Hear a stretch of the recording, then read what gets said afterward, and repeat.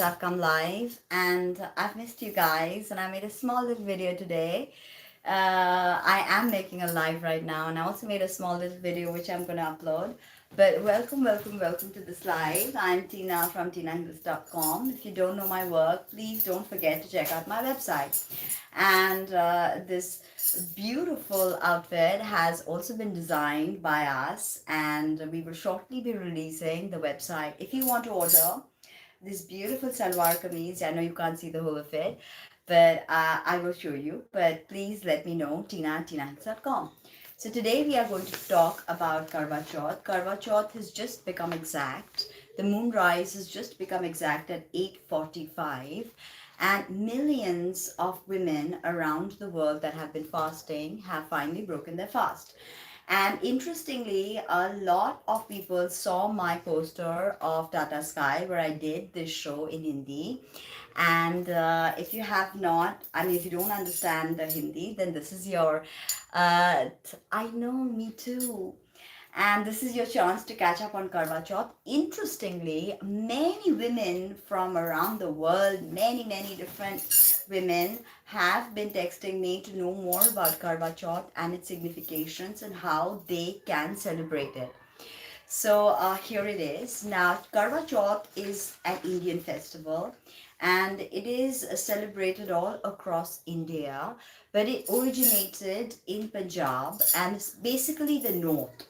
And the people who celebrate this festival are mostly Punjabis and Sikhs. Okay, so this is a Punjabi outfit. It's got a patiala with it, which is really beautiful, and a short kurti. So all those women writing to me from all over the world, you can also participate in this. Now, this festival or this fast, basically, it's a fast from sunrise to sunset to moonrise, actually, from the sunrise to moonrise, and it is essentially celebrated, or the fast is kept for the welfare of one's husband. Okay. Now, Karwa literally means pot, and Chauth means the fourth. So nice, all of you sending me messages asking me to come back on, and I have intended to, but I've just like been swamped with your readings and all of your work.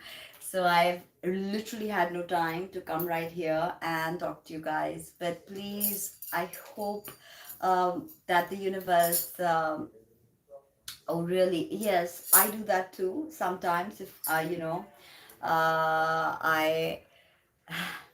thank you. And now let's see. Yes, I definitely recommend Om Shri Myam to everybody looking to enhance their appearance and appear attractive. Also, Om Glam works very well. So now Karwa is literally a part and Chauth is the fourth. Okay. Now it is celebrated on the fourth day after the full moon in the month of Kartik. Now we know that the full moon was on the 20th. So today is the day that Karwa Chauth is being celebrated.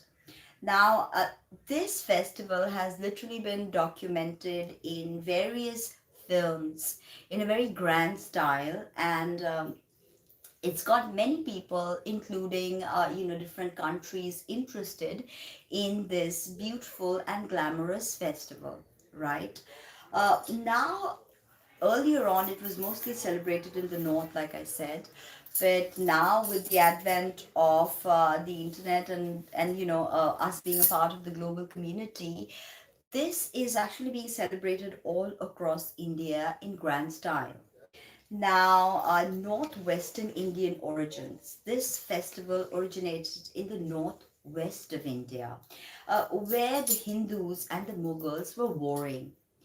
So there was a lot of time. There was a lot of such times when the husband would leave for a war, okay, and then the wives would get together and they would pray for the welfare of all the men that have gone to war against the Mughal emperors, right, and the Mughal army.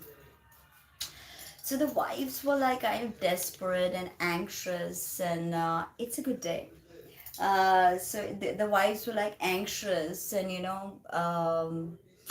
upset because their husbands had gone to war. And you never know who survives war, right? No matter which side you are on, no matter who you are fighting with, whatever your skill sets are, it actually does not matter in the battlefield, because it is a very scary situation. So a lot of men don't return, a lot of sons, a lot of husbands, they don't return. So the wives would get together, and they would fast on this day so that their husbands remain protected wherever they are.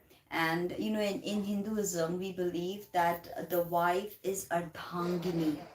Ardhangini means someone who shares half of everything, half of your life, half of your property, and half of your karma.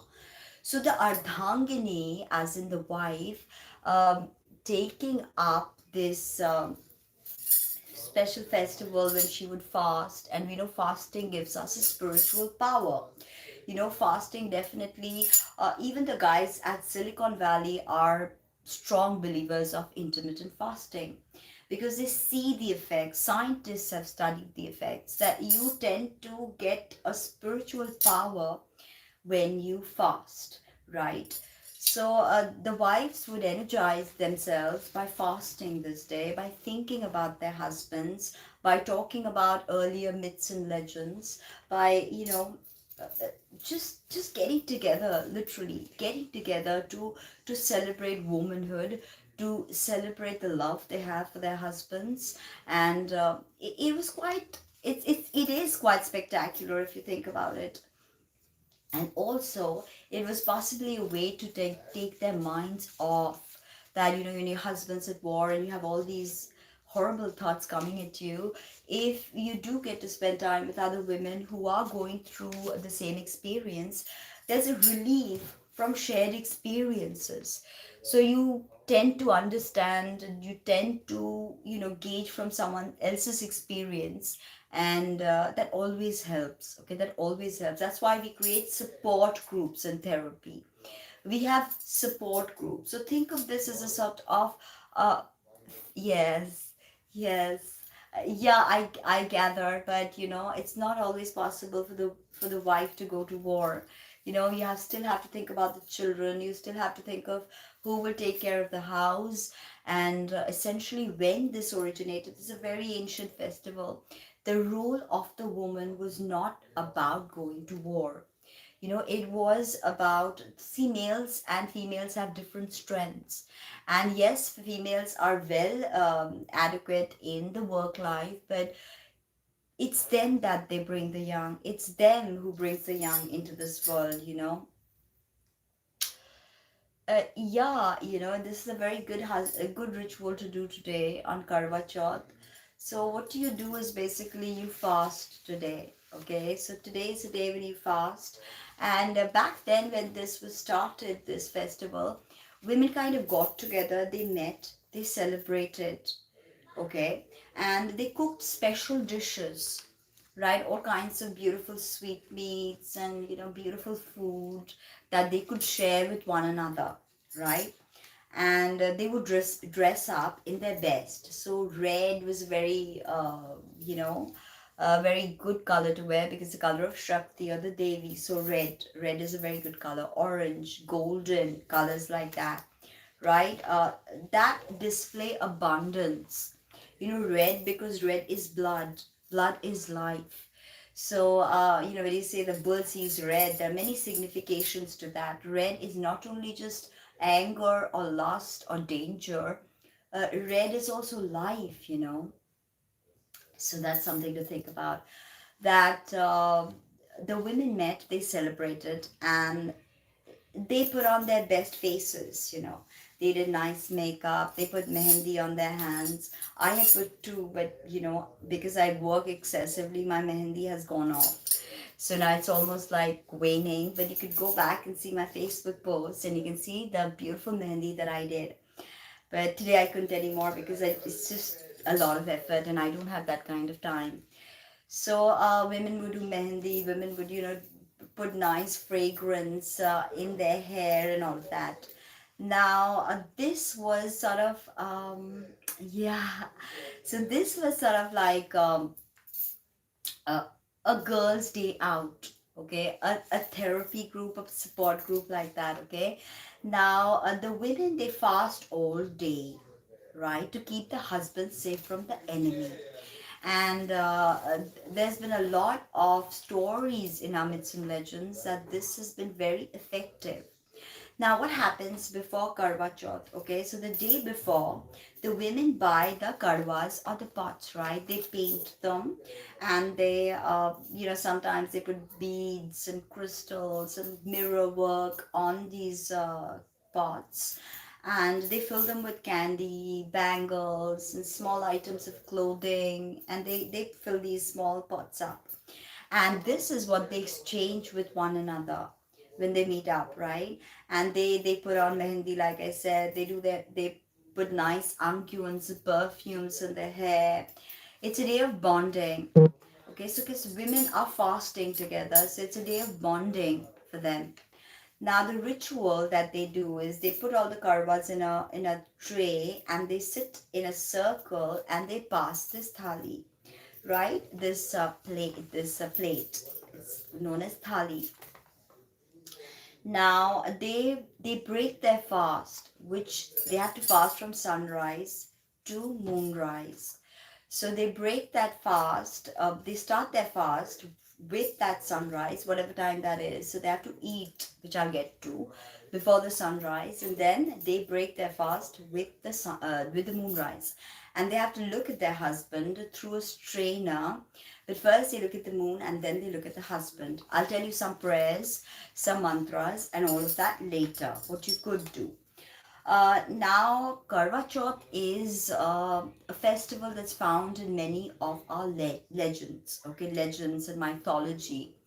Savitri was a very dutiful wife, and she kept this fast for her husband Satyavan, and he overcame many hurdles in life because of this.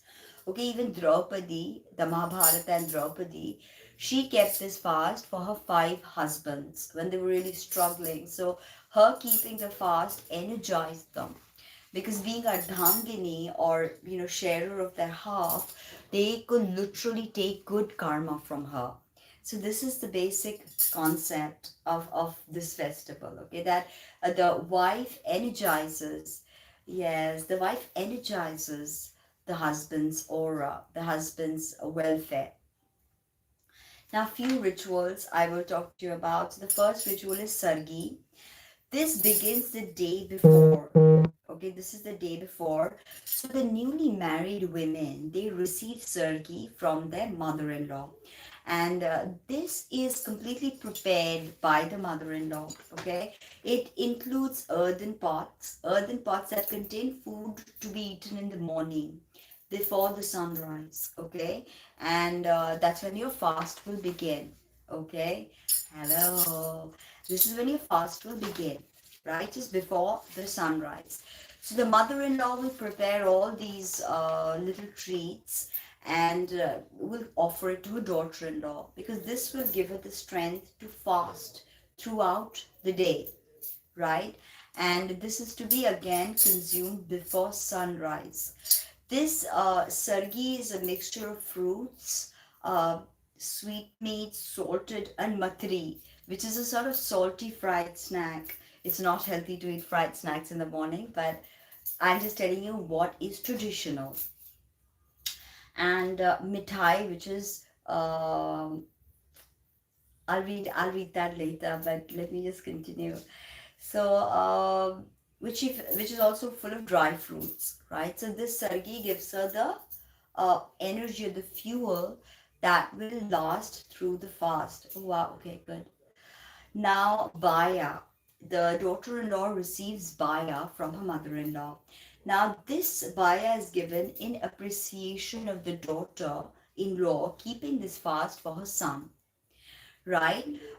So to energize the son, so the mother-in-law gives the daughter-in-law baya. So she sort of acknowledges that, okay, you're doing something so sacrificial, because you don't drink or eat the whole day. So that's why she receives the baya.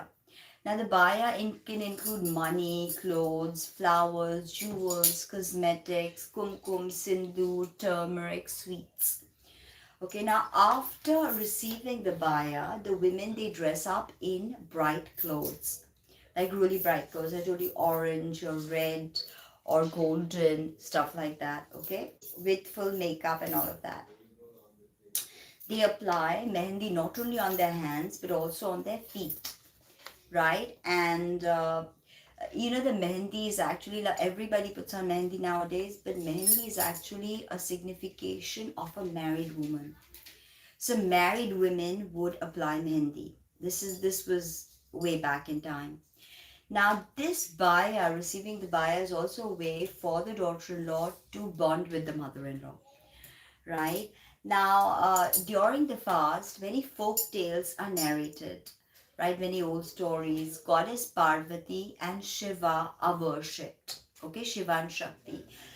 Some also worship Ganesha or Kartikeya, who is Murugan. Now, in popular legends and myths, there is the story of Veeravati. Okay, Veeravati had 7 brothers. Now, Veeravati was a princess and she was performing this fast, observing this fast for her husband, and she was like really struggling throughout the day. She was hungry, she was thirsty, and her brothers, like, she had 7 brothers. I don't think so. So she had 7 brothers. So the 7 brothers, they were so worried about their sister fasting that they went ahead and they played a trick on her. So they put a mirror underneath and they placed some water. Sorry. Yeah. They placed some water and they placed a mirror. Right, thank you. And they placed a mirror. And Viravati thought that the mirror, the shining of the mirror in the water, she thought that that was the moon and she broke her fast. Now, as Viravati broke her fast, a messenger came along and said that, look, your husband has just expired. I mean, not immediately, of course, but the messenger took some time and arrived and said that, yeah, your husband has expired. So this is the legend and the myth of Veeravati, who was tricked into breaking a fast by her 7 brothers, and that resulted in the untimely death, a disastrous death of her husband. Okay, now Lord Krishna, right? Lord Krishna, he told Draupadi when Draupadi was going through all of this. Really difficult times with her 5 husbands, the Pancha Pandavas. That is when Lord Krishna had told Draupadi to keep Karwa Chauth Vrat, especially when they were going into Vanvas, where they had to disguise themselves and pass 1 year. Okay, so this is when she prayed to her friend Parth or Krishna, and Krishna told her that you need to keep this fast because Devi Parvati kept this fast for Lord Shiva, right? And he became, who he became, the Mahayogi, right?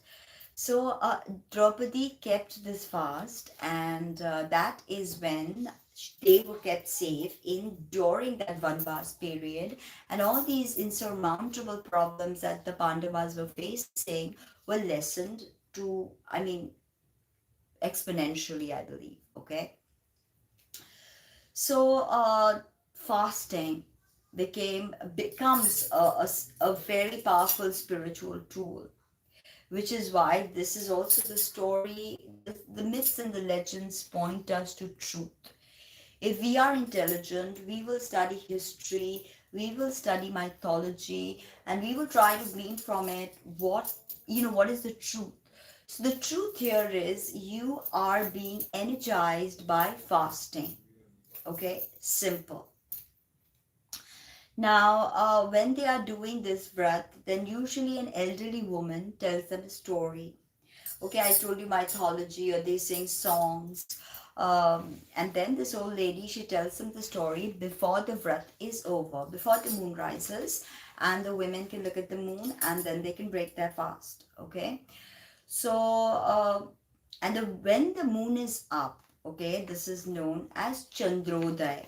When the moon is up, the women conclude the fast by looking at their husband's face through a sieve. Okay, and then first they look at the moon, then they look at the husband. Some women don't even look at the husband, they look at a reflection of the husband. Okay,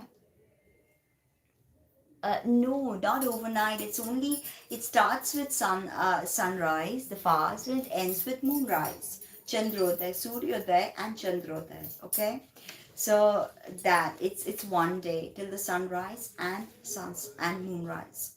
Okay, uh, so we understood that how the ritual is done. Now, few rules for the women that day. No housework is to be done on Karwa Chauth. No housework at all. Color of clothes cannot be gray or black or even white, red or something, vibrant. Uh, Gold, orange. Applying henna or mehendi in the hands, of course, is what many do. Now, no weaving cloth. This is one of the old rules because we used to weave a lot back in Punjab and those areas. So, because the women, you know, I guess it was a societal more or tradition because the women would not be forced to, uh, turn the chakra and weave the cloth that day. She would get that day off. That was important. And no pleading with anyone and no pleasing anyone. Okay, so that and no awakening anyone who is asleep. Interesting. Now, in UP and Rajasthan, women exchange pots 7 times between themselves. Like even in our Vedic marriage, we have the Sat Feras. So you move around the fire at seven circumambulation. Okay, 7 times, right? Clockwise. Circumambulation. Yes. So, the fasting woman is asked, Dhapi ke na dhapi? That means, are you satisfied? So she responds by saying, Jal se dhapi, suhag se na dhapi. It means that I'm satisfied with the water, but I'm not satisfied with the love of, yes, love of my husband, right? Love of my husband. She's not satisfied with the love of her husband. She wants it for a long time, I guess. Not satisfied. I mean, it could have many connotations, but not satisfied means that, I don't want something bad to happen to him. Because if it does, then, he's not going to come back. So I'm not satisfied with his love because, oh my God, what is Kundalini? I've got videos on that. Please check that out. Videos on that. So, Now, some also worship Gaur Mata, okay, or Gauri Mata, Earth, the Earth goddess, Dharitri.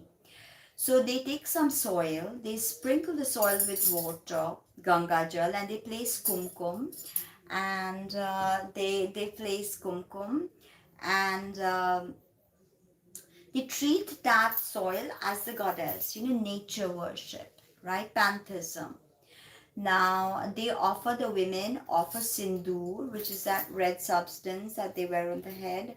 I was gonna wear it, but I mean I just did my makeup and I started, but I was gonna wear it to show you guys what that looks like. Okay, so the kumkum, and she offers incense and rice. Now there's a fera. I told you that they pass the tray 7 times, right? So that's quite important. The number 7, 7 days, 7 colors of the rainbow, 7 chakras. So 7 is really, I mean, that's a separate video, honestly. So now, what happens is that once the Fera is completed, they wait for the moonrise. So, you're patiently up on the terrace and you're looking at the moon and you're looking and you're waiting for the moon to come up. And then the moon comes up and then you can finally eat. Yeah, you love your husband. Yeah, you want to keep him safe, but the moon rise and you can finally eat. And then the once the moon rises, and the water is offered to the moon, and this offering of water is known as arghya. Arghya, okay, offering of water. Now, once this is done, that you offer arghya to the moon, and then you ask the moon for blessings. Because, for a woman, the moon is really important because it also symbolizes our menstrual cycle. Okay, if without the moon, there would be no procreation, there would be no menstrual cycle, and literally, we would not be able to have children. It's a menstrual cycle that gives women the ability to nurture life, to become pregnant, right? So that is why the moon is so intimately connected to women. Okay, and even for men, it's connected to the feminine part of you. Whether you're a male, you're a female, it doesn't matter. The connection of the moon for men is the feminine part of them. Even if you are in a same sex relationship, you can always channel the feminine. So in that case, you become the female, you become the woman. So this is definitely something that is interesting to think about. That we just don't have to look at this as gender. We can look at it as energy. The intuitive within us, the creative within us is female. So by offering arghya to the moon, we sort of bring in that nurturing energy of the moon. And the moon is actually such a sublime concept, even in astrology, right? So that's something. Now, then, women say a prayer for their husband's long life. And I mean, this can be in any language that you are comfortable with. You can just write out a prayer, you can just say it in your mind that keep my husband safe, may he prosper, may he be blessed. If you're asking for children, this is a good day to ask for children. Now, remember that it is strongly believed in Sanatan Dharma, in our Vedic tradition, that the woman is spiritually strengthened by the fast. She's so powerful at this stage that she could look at Yama in the eyes and she could bring back and her husband from death. Because the woman can confront death. She's so powerful right now that if she prays to the deity for you, you will be safe. Because this fast gives her that spiritual power, So that's something. Now, in Rajasthan, they say, जैसे ये सोना चमकता है और ये मोती चमकता है, जैसे चंद्र चमकती है ऐसे ही मेरा सुहाग चमकता रहे. That means how this gold gleams, how it gleams, right? How the pearl glistens, right? The pearl is glistening. How the moon is shining. May my beloved shine like that. So it's quite pretty actually. The prayer is quite sweet. Now also remember that it is the day to worship the goddess Parvati. Okay, the primordial Mata or Ma Shakti as Parvati. Because Parvati is Akhanda Saubhagyavati. That means she is the ultimate abundance, ultimate auspiciousness, ultimate sacredness. Okay, so that she is Akhand Saubhagyavati. Now the fast it is ended this year. So this year was pretty interesting because this year it also coincides with Shankashti Chaturthi, which makes it very interesting because Ganesha is appeased today. So all my Uchishta Ganpati students, you should yes, you all of you can practice Karwa Chauth even if even if you're like anywhere in the world. It's really easy, and it's just about the fast. And yes, Ganesh Puja today is going to be very powerful. For all those people looking to do my Uchishta Ganpati workshop, please send me an email because today is a very precious day to Ganpati. So that's why it would be a good day to initiate that journey, bring in that energy in your life. Now I shall be back again in a little while discussing with you the Mula mantras of each sign and some other stuff that I wanted to talk about. Maybe do some tarot. I don't know. Maybe do some tarot if there is time. But thank you so much. Thank you for joining me on this broadcast. It was nice being back, and I've missed you guys so much that I always say that, don't I? Wow, that is really nice. Keep up all your spiritual work, and drop me an email if you want to know more about the workshops that I offer and the readings that I offer. Thank you so much, and see you really soon.